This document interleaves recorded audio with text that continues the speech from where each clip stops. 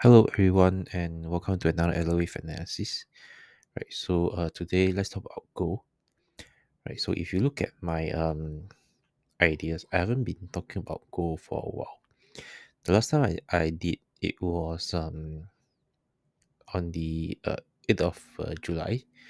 Right, so if you a long idea, right? So 8th of July is somewhere around here, right? I mentioned to go long because what happens is I thought that this is a B C, a three-way structure, right? And then we should go up, right? So in the end, it didn't, right? So what happens is I believe now that we have completed what I call a five-way structure. Now, before I dive into more details about this, we can look at the big picture again. Okay, so um, right, so cup and handle is 1, 2, and then from here 3, which is on the 21st of April, I believe, right? And then since then, right, we have this rangy correction, right? So this was from 22nd April all the way until 30th of July. So this is quite a long period where it ranges, right? And over here you see these two trend line, upper and lower one, right? Where I draw a kind of like a triangle, right? That matches A and C, right? Extend over, and over here you see the start of wave 4, right? Then we have B and then the D, right? Joining this. Okay, what I'm trying to illustrate over here is that there is two force breakout. One is to the higher side, right? And one to the lower side, right? So if we shift this chart over here, right? What happens is that it broke up slightly, came back down, right? And broke down, right? And then over here we have re-enter into this triangle. Now, uh, most of the time I keep certain trend lines instead of adjusting them because to me, a false breakout or breakdown has certain significance. Uh, what it means is that if there's a false breakout, right, usually it will move in the other direction quite strongly.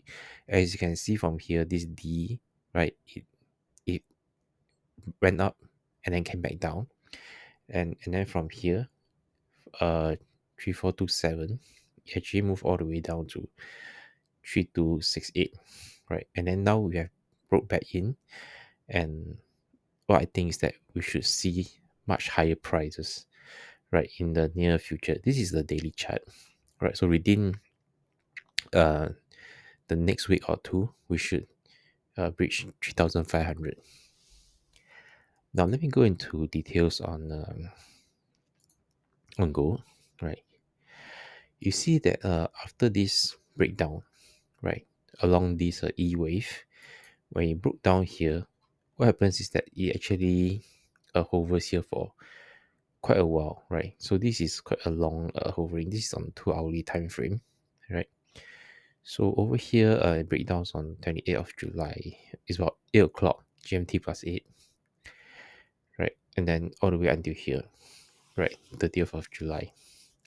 So what happened is that at this point, right, there was an announcement, right? There was event, right? And then it crashes down, right? Before we move up again, right? So this is it's about 8:30, right? So we're going to 30 minutes, right? 8:30. Okay. So this hovering around this trend line is important, right? Because it either move up, it will be very strong, or if move down, it will be very strong. So over here, it moved down instead. So 3333 to 3267, right? That is about a 66-point move, right? So it's quite significant, right? So this is the five-way structure for wave 4, which is um I would say it's actually quite ideal, right? Because a triangle happens on the wave 4, right? It's a classic Elliott wave setup. Right, so after I've explained this, you can see that I've adjusted this lower trend line.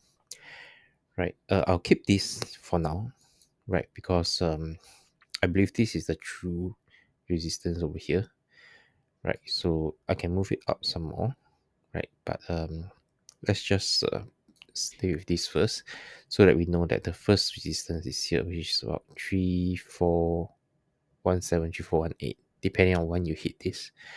Right, before we look at this the resistance zone over here, right, which is until 3455. Now, so for this, it is a long idea. Okay, your stop will be here, right? So this is quite a huge range, right? Let me see if there's another place that we can place this, right? So you see here is like 1 2 3, right? If you count this as a subwave, 1 2 3 4 and 5, you can shift it a bit more, right? But it's not ideal. Why? Because wave 2 you can retrace all the way to the bottom of wave 1. Okay, so I would prefer to have this move down, right? If not, right, you can actually move this up to here. Why? Because this is a shoot up, so that means that if price comes back down here, right, there is no there isn't really any support over here. I may just crash all the way through, right? So you can for short-term trading, you can put this stop loss here, right? What that also means is that we have to be more conservative on the take profit, which is around 3417 or 3416 that I mentioned just now, right? Or what you can do is over here, then you review, maybe you take out half of the position, shift the stop up, and then let the rest of the position ride. Okay, I think that will be my trading preference. Okay, so that's it for now, and good luck in your trading.